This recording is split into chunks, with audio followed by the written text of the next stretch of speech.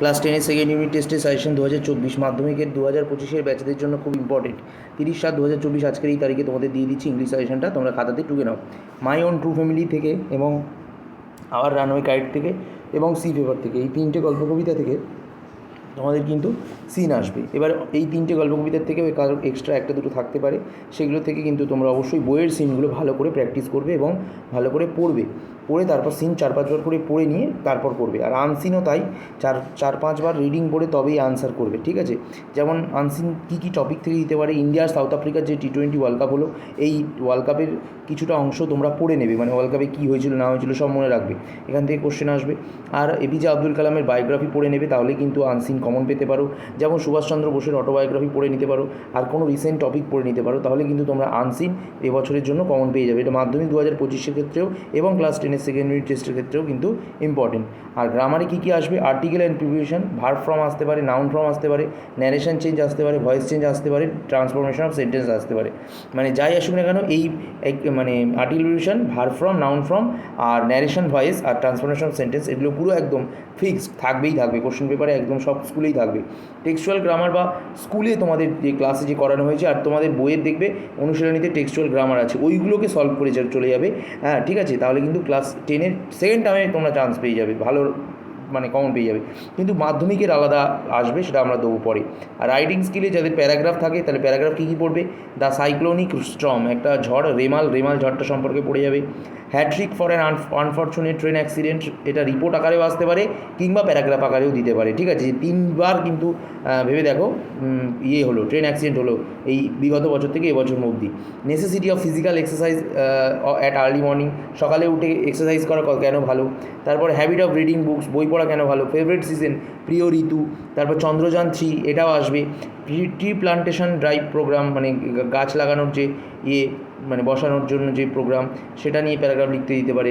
Taking care of street dogs animals, মানে রাস্তার কুকুর বিড়ালদের কে টেক কেয়ার করা, এটা নিয়ে একটা প্যারাগ্রাফ দিতে পারে। এডুকেশনাল এক্সকারশন নিয়ে একটা প্যারাগ্রাফ দিতে পারে।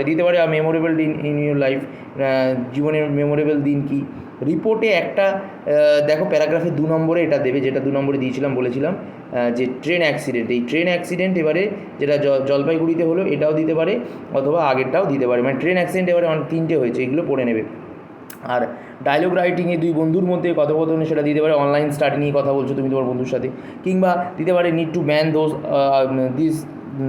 Ban the use of animal পোষ্য ব্যবহার, মানে পশু ব্যবহার মানে কি, এই যে ঘোড়ার পিঠে বা গাধার পিঠে করে মাল বওয়ানো, ঠিক আছে? ঘোড়ার পিঠে চড়ে যে যাওয়া, তারপর ঘোড়ার গাড়ি করে যে যাওয়া, ওদেরকে তো ব্যবহার করা, এগুলো পোষ্য বাড়িতে এনে পোষা, এগুলো তো ব্যবহার, ঠিক আছে? তাদেরকে যত্ন না করা, তো এটা বন্ধ করতে হবে।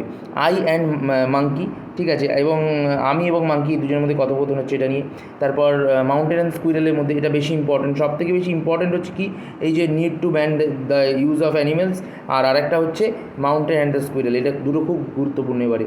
আর স্টোরিতে কী দিতে পারে, দ্য র্যাট অ্যান্ড পাইপার, ঠিক, আর দিতে পারে the king and the astrologer, আরটা দিতে পারে the lion and the mouse, আরটা হচ্ছে কাইন্ডনেস অফ বিদ্যাসাগর মাদার, ঠিক আছে? তো আমি একটা কথা বলবো, কাইন্ডনেস অফ বিদ্যাসাগর মাদার অনেক স্কুলে অলরেডি কোশ্চেন করা হয়ে গেছে, ঠিক আছে, স্টোরি হিসাবে। Are the king and the astrologer এটাও দেওয়া হয়ে গেছে।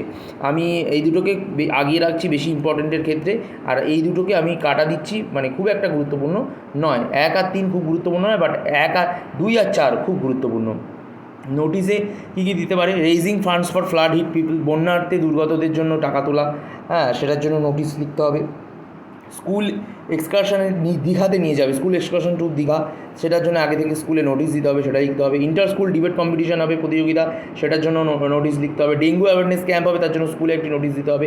স্কুল ম্যাগাজিন পাবলিশ, সেটা নিয়ে একটা নোটিশ লিখতে হতে পারে। তো আমি সকলকে বলবো যে যারা আমাদের এই ভিডিওটা দেখলে প্রত্যেকে কিন্তু চ্যানেলটাকে অবশ্যই সাবস্ক্রাইব করে চলে যাবে এবং ভিডিওটাকে লাইক করবে, আর প্রচুর শেয়ার করবে ক্লাস 10-এর ছাত্রছাত্রীদের মধ্যে। আর অন্যান্য বিষয়ের সাজেশনও কিন্তু এরকম আসবে, এই সাজেশনটা যদি পড়ো তাহলে 90% কমন পাবে। তোমাদের কীভাবে নাম্বার তুলতে হবে সেই পদ্ধতিগুলো, ট্রিক্সগুলোও কিন্তু বলে দিলাম ভিডিওর মধ্যে। অবশ্যই কিন্তু ভালো লাগলে ভিডিওটা শেয়ার একদমই করতে ভুলো না। আর তোমাদেরকে বলবো যে আমাদের দ্বিতীয় আর একটা চ্যানেল রয়েছে, মেন চ্যানেল, যেটাকে বলে শুভ ক্লাসেস, এখানে কিন্তু তোমরা আমাদের ফলো করো। এখানে মাধ্যমিক ও উচ্চ মাধ্যমিক রিলেটেড প্রচুর তথ্য কিন্তু আসতে চলেছে বিগত দিনে।